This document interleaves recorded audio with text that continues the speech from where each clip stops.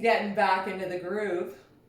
I had a promotion yesterday, and well, two of them in a day, and they take a lot of energy from me because number one, there's just so much going on, and there's so many energies for me to process. But number two, I get really deep in conversation with a lot of people, and over the years, because I've been around, doing my little promotions. I do them because I love to talk to people, and that's how I got my start in natural products. I had to do a lot of promotions. The first year I did 240 of them. Stayed in every crapola hotel from here to Borneo, motels, because it was easier to back up and unload. Those were the days. But what I loved about it mostly was talking to people on the ground about what was going on. It's where I learned about GMOs, it's where I learned about gut issues, it's where I learned the gut-brain connection before it was popularized. Of course, I was at the beginning of the superfood movement with hemp.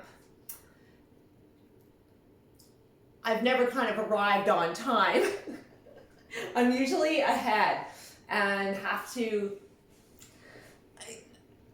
I often wonder, what went on in my past life, because this life wants to make me work really hard.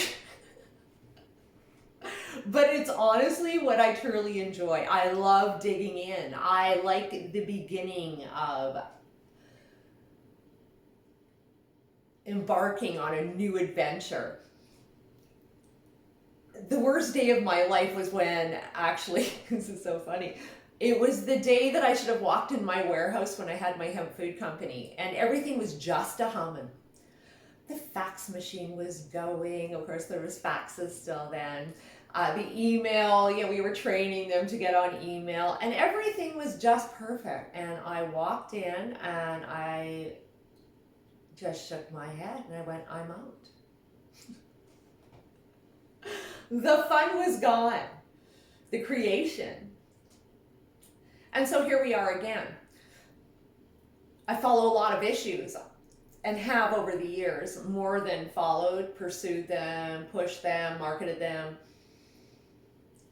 And a lot of that has been on the organic and sustainability front.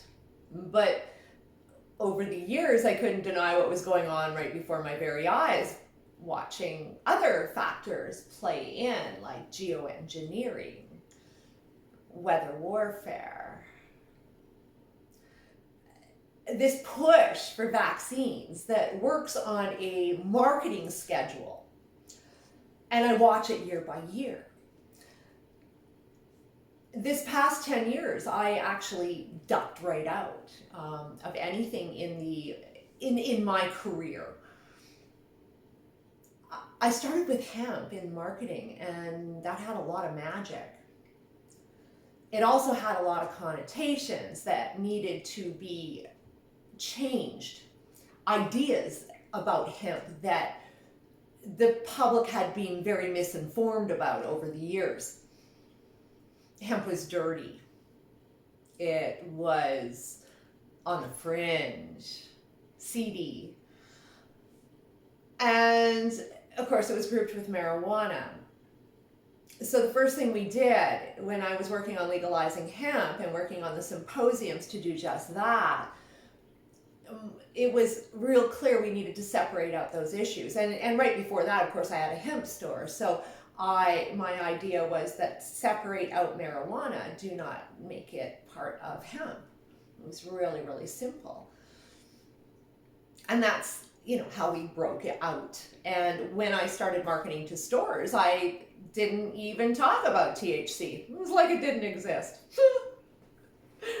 All my competitors were still talking about THC and making it a deal. And every time I encountered it, it was them who had actually perpetuated the myth. And I made it wasn't relevant.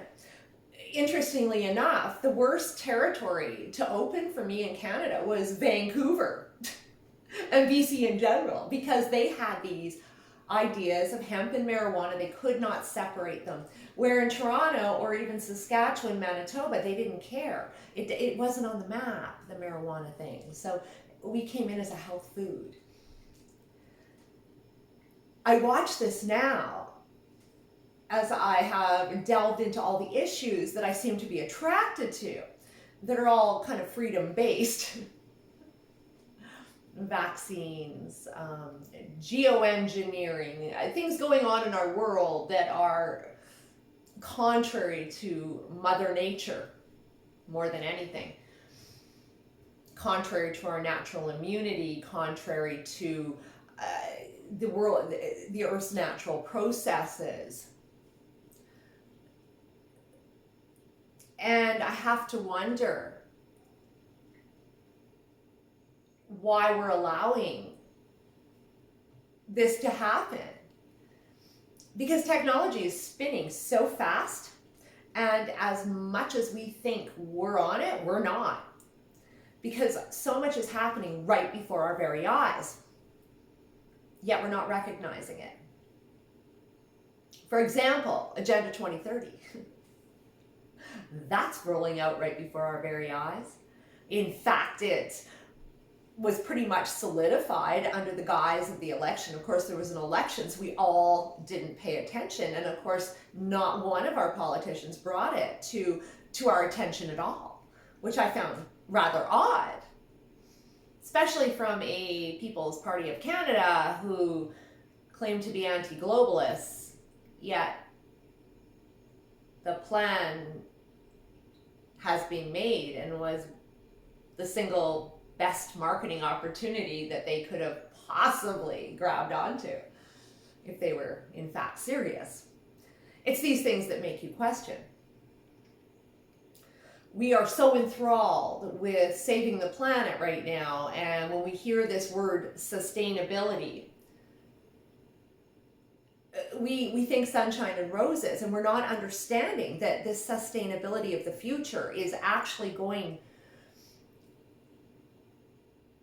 to interfere and is absolutely contrary to democratic process, independence, and freedom, not only of individuals, but nations.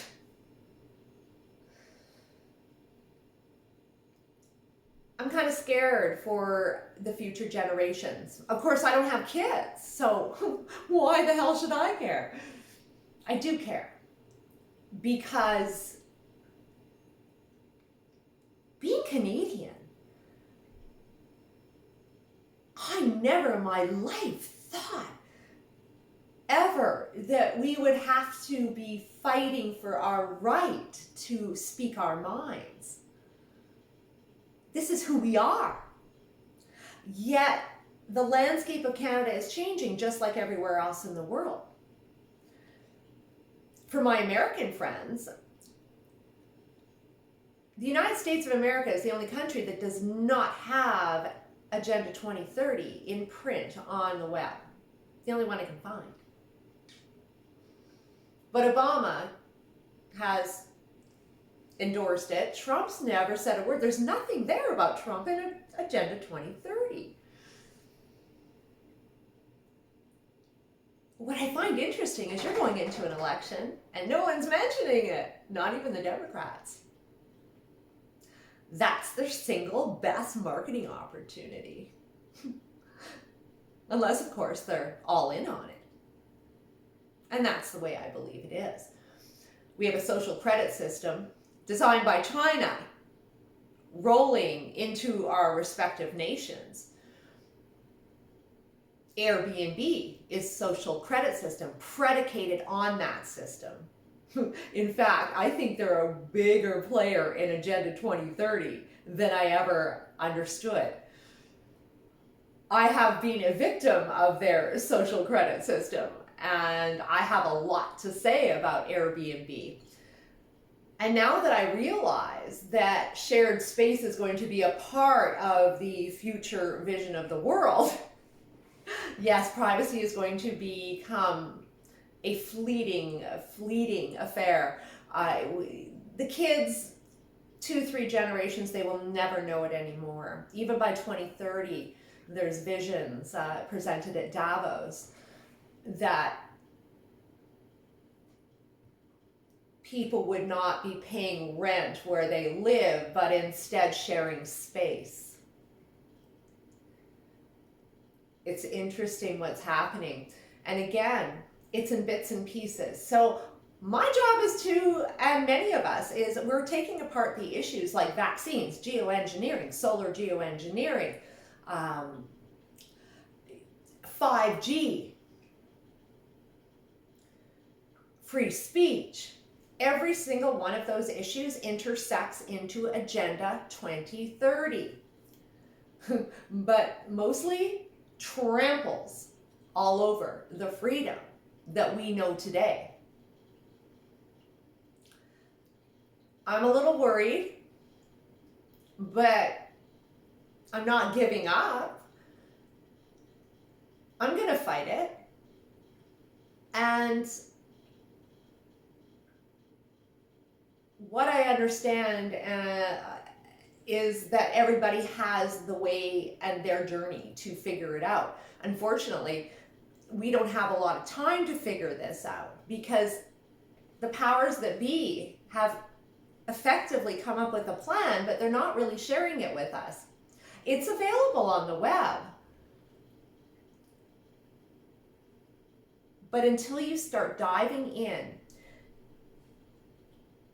and mostly us older people who've been around the block a few times, what we need to do is dig into the plan and take a look. Because young eyes would never understand the disguise. We will. In order to see what's coming in the future, you have to have a past to draw from. How can you see how things play out? And we have that ability. And that is our greatest strength. And I'm going to be working on harvesting that. When I see people sharing history of how we've come about thinking things we think, the social programming at work for so many, many moons, this is something that we need to understand because it absolutely impacts everything we understand today. And the kids are being brought up with a whole other message than what that we've been brought up with. Is it better? I don't know. I don't think so. Where you aren't allowed to express your opinion, where you live in a place where you must live in social harmony or be cast out, where if you don't agree, you could be jailed. That's China, and they're moving in faster than any of us understand.